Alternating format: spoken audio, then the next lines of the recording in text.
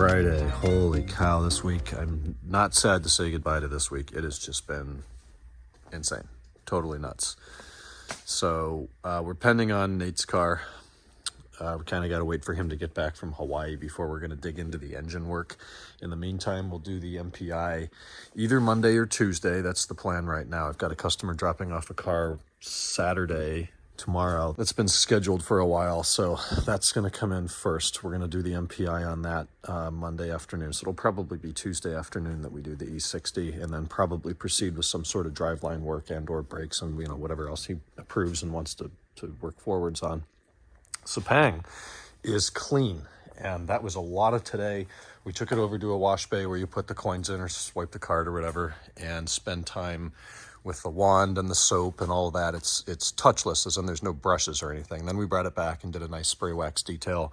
Did some Z9 on the interior, the light interior. Anytime you touch it with less than perfect hands, it leaves a little smudge. So we got that all cleaned up and vacuumed the car under the mats, cleaned out the trunk. It's been here so long and it's just gotten really dirty. So Sepang looks way better clean. He is going to address that rear bumper cover eventually, but it is almost done. We have a high battery drain warning after it sits overnight. Did some research online. A lot of people point to the IBS, the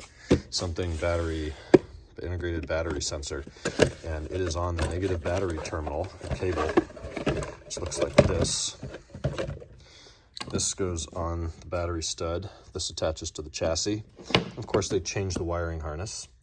So this uses a standard 3-pin where all pins are equidistant. The harness in the car has 2 pins real close and then a third one over there. So there's 2 adapter cables. It's very unclear which one you need. So I ordered both. They come in Monday. Customer's disappointed he won't have it for the weekend, but we really want to get that fixed. And then I'll code the AGM battery to new, and hopefully that gets rid of the issue. If not, there's going to be something else. We're stuck on cruise and the steering adjustment lever. He doesn't want to proceed with any further diagnosis now. So there's no codes and the switches work. I don't know what's going on. We'll have to chase it later if he wants us to. This car's back, annoyingly. We did the cam position sensor O-rings ×4 last time. They're dry as a bone. There's 2 leaks. One is very small. That's at the back of the engine. And it seems to be the valve cover bank 2. So we resealed that today. We had done those several months ago, just one drop back there, and it's definitely not the CPS, so it's got to be the valve cover. So we did that. We're not starting it. We're going to let the silicone whatever gasket maker where the timing cover meets the cylinder head dry over the weekend. We'll get it started Monday, check for leaks, all that. The bigger leak, and I think what he's seeing, and I'm about to cover up the car under this because that might drip, is coming from the front timing covers. And this being a 2000, years ago, the owner pulled the heads, or had another shop pull the cylinder heads and clean out the secondary air passages, which would have meant timing covers off, and obviously they didn't get those resealed. So there's Vanos timing tools and a whole bunch of stuff I just don't have here, so that's going to be a sublet for us sometime next week. And it's in the $2,000 neighborhood. It's a big job, so should seal up the engine for good after that. Well, not for good, but for a while. And I spent a lot of work, a lot of time on my car today. Kind of disappointing. A lot of the stuff I did back in 2014 was just really not done very well. My skills today and access to tooling and better materials are way, way, way better. So today I pulled out pretty much everything in the trunk. All of the carpeting came out. Wasn't too dirty under there because I had cleaned before, but most of my work was spent back behind this panel here. And obviously I retrofit the M-Audio subwoofers.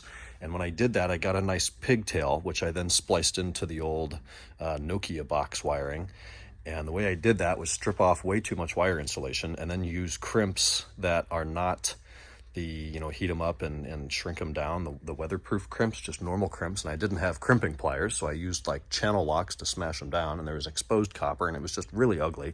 Everything was working, and then the wire route wasn't right. I just shoved it all behind the carpeting thinking, oh, I'll never see this again. Well, I don't do shit like that anymore. So pulled all that apart, cut the wires. One side was longer, so I cut them all to the same length, labeled them, put them together really well with the heat shrinking clips, and then tied it to the harness. I used probably 20 zip ties in here. It is so freaking neat and way better now. And I don't think it was causing any problems or rattling, but it's just a much, much cleaner job. And then for whatever reason, I didn't route those wires through the ladder clamps before, and additional wires I've run up here for PDC. So I just had zip tied it. Well, now they're through the factory clamps. Zip ties were needed. Everything's really tight, and just a way, way, way better job. So I'm happy with that. One of my reasons for wanting to do this was I'm using the split folds a lot more now for when I go biking, and you could actually see right up here where my M-Audio subwoofer wiring was hanging down. I didn't route it up through the chassis, and by the time I noticed that, it was too late. I had already put the connections together, and the big connector over here where it plugs into the speakers didn't fit. So since I cut the wires today and had them labeled, I really ran that well up in the chassis, and it's a much cleaner job, just like everything else I've been talking about. So happy with that, to do it right, go back and revisit some old work and make improvements. The BAV sound speakers are due on Tuesday. I showed you the speakers yesterday, so on Tuesday I should be able to plunk the new speakers in there and then reassemble everything and have a fully functioning car again, which I very much look forward to. This is, you know, it's the same thing. I dig into something and, oh, I'm going to replace the brake pads. Well, $4,000 later, you rebuild the whole rear suspension.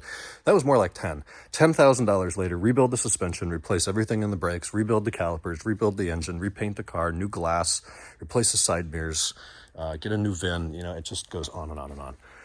So, cooked as usual, 8:10 Friday, a little earlier today than the last few days. I'm going to leave it on the charger because it's just been starting and moving around, and we got to charge it back up. And in this car, we got that plugged in and charging. I am going to be up here tomorrow very briefly, taking I think it's an MTEC 540 that is scheduled for that MPI on Monday. So that's where we are. I'm going to go home and get something to eat. So the Canadian car will be coming home with me today. I spent about an hour putting back together. I hate, it's the most miserable trim panel to work with. It's down here underneath this cover. There's a bracket that screws in there with a bunch of plastic. They look like plastic screws, but they're metal. They have some coating on them. And for some reason, they're really hard to turn. All the way in, all the way out. The gun just clicks, so it's very obnoxious. And then you have to route the trunk button wiring perfectly or it doesn't fit. So I had to take it apart for the first time today to get the wire route right. And then the last screw I dropped, and of course it fell in there behind the carpeting, so I had to take it apart again and then put the ceiling panel in, and then this little carpet thing that clips in, and the floor mat's back, and I vacuumed it, and it came here dirty. It actually didn't get too dirty. We didn't need to push this one out too much. Pine needles will blow off. No codes returning, driving around the parking lot here and over to get an alignment. It's gotten new rear upper arms, obviously the manual conversion, LCI lights, front and back. Used LMA is coded, programmed, and working, so we'll see how the adaptive lights work on the way home today. I guess we did new brakes. Yeah, those are new front rotors, which would have meant pads. Rears we didn't do. This has been a pretty big project, but it looks really good now, so let you know how it drives. It's loud. Washer and dryer going, cleaning towels. It's about 10:20, something like that. I just finished up cleaning the greenhouse on this car, the Canadian car. Made it back, no problems, drives absolutely brilliantly. I'm not getting into the power. I sent a customer the picture of the car. He's like, oh, how's the power feel? It's like, I don't know. It has a new clutch in it. I'm shifting at 3,500 RPMs. The car didn't go over 4,000 RPMs on the way back. So fine, feels good. I don't know. The S85 doesn't make any power till like 6,500 revs. So far so good. It was delivered, let's see, Jeff was here. That was right around the La Jolla Concours. That was somewhere in late April. So we're at like 6 weeks. It hasn't been cleaned or wiped down or anything since then. 99% of the time inside, but the front camera probably won't show it. It's got a pretty thick layer of just pollen and dirt and dust and debris on it. The glass totally trashed my towels, but I should be able to see out of the car now. My guess is tomorrow I'll back the car out in the sunshine and think, wow, I ruined it because I will have smeared all this dirt around with only 2 towels, 2 awfully glass towels. But it's better than it was. I had Shake Shack for dinner, 2 fries and a double burger with bacon. I'm very proud of it. It was delicious. I took a shower. I am super, super hot. I'm leaving the door open right now. The heat from these cars goes straight up. So I've got the AC running upstairs. It's about 10 degrees cooler out here. It feels fantastic. I'm gonna go to bed tomorrow, Saturday. We'll talk then.